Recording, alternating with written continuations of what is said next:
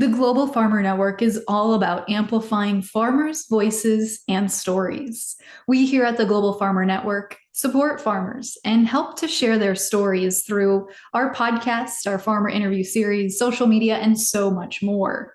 Today, for our farmer interview series, we're joined by Andrew Osmond. So, your story with growing malting barley, where are you guys selling that to? Is it going directly to a beer distributor or a beer company?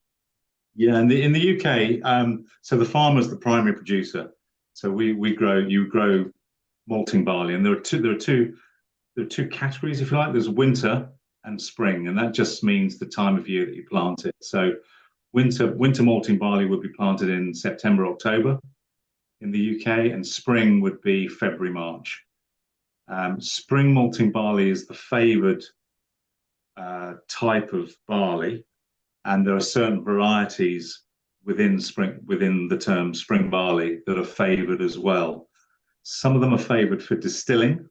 Distilling is a far more whiskey-based route, and some of them are preferred for malting, and the malting barley is the beer-based route. So we're currently growing 3 or 4 varieties. Laureate, Planet was a very popular. That was like RGT Planet was a worldwide spring barley, but we're growing Laureate and Signet and Tennyson, which seem to be very similar barleys to each other. So it's that's what we do on farm.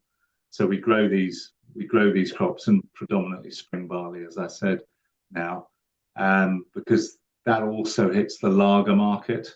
Lager is the more popular global beer, isn't it? You know, the Buds, the Millers, to the Stellas and Stella and that. So, and they have that higher nitrogen. They've got a specification where they want to be 165N to 1.8N.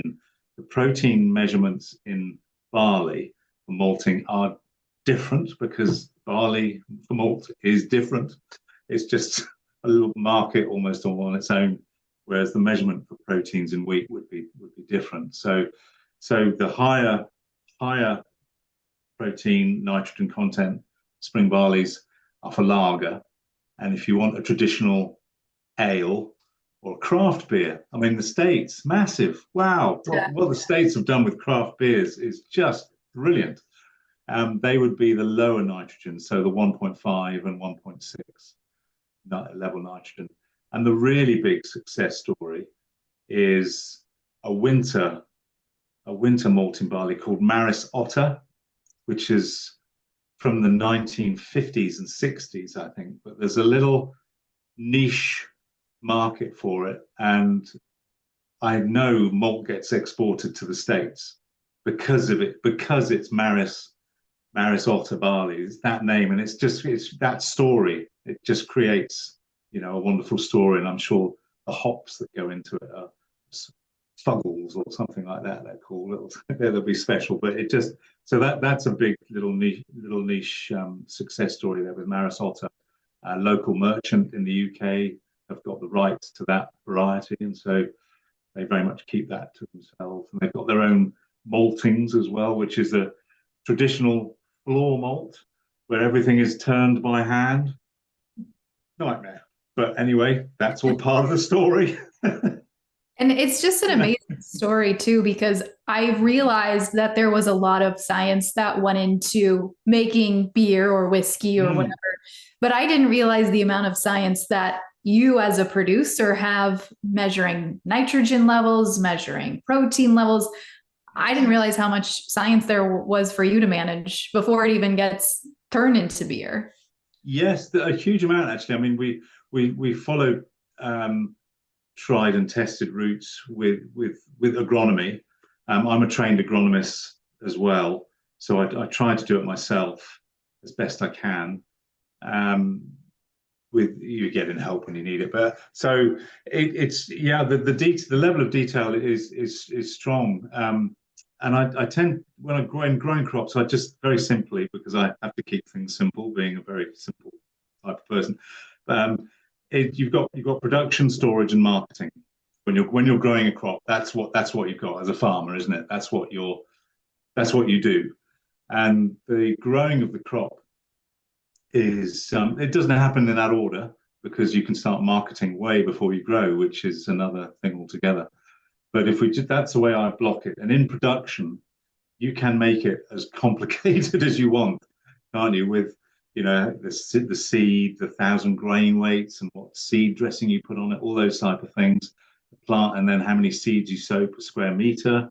So but you need that level of detail in order to hit the quality spec, or try to hit the quality spec in the market. And there's a lot more science, you could argue, coming in with the storage, because storage is crucial with malting barley. You can't harvest it and forget. You have to harvest that crop, and you have to treat it like it's still alive. It sounds a bit weird to say that, but you have to, because it kind of is still alive, because the germination is critical as well in malting barley. If you like, the harvest we've had, where you get these really wet, then warm, wet, warm, you can get what's called pre-germ in field. So the grain thinks it's time to grow again, and you've just got to stop that. And you can do that. So germination is critical, and we're talking of very high levels of germination required for malting barley in the UK of 96, 98% germination. So 100 grains, and you think, hang on a minute, I'm buying seed at 85%. How can this be? But that's the sort of technical spec that they're hitting. So the harvesting and storage, conditioning of malting barley is so important. You've got to get that down to, ideally for long-term storage, it's got to be 14% moisture. And we've been harvesting grains this harvest at 20% plus. I mean, it's going to sound to some people like, what are you doing harvesting water? But we have to, otherwise the germination will go. The quality, for every day after that grain is fit in the field, you are losing yield, you are losing quality.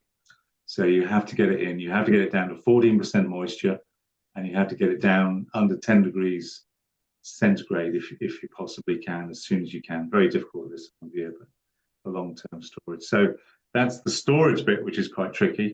And then the marketing, well, I had a very good friend who worked for Cargill's, funnily enough, and he was on the wheat desk.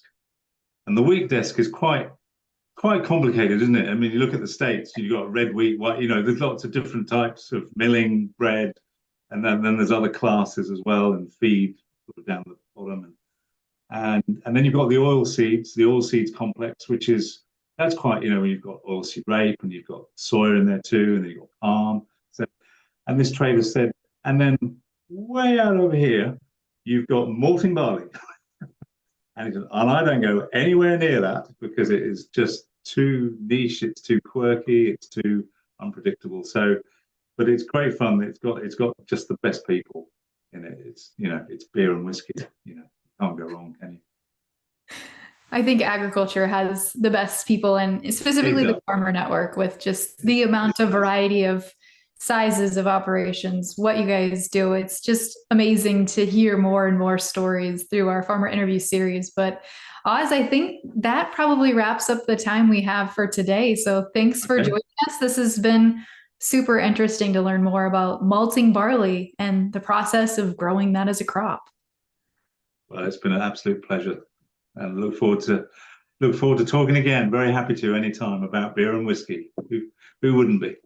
What a great conversation there with Oz. I really appreciated his insight, and I certainly learned something new about the malting business with the different protein levels and how that impacts the beer we may buy in the grocery store.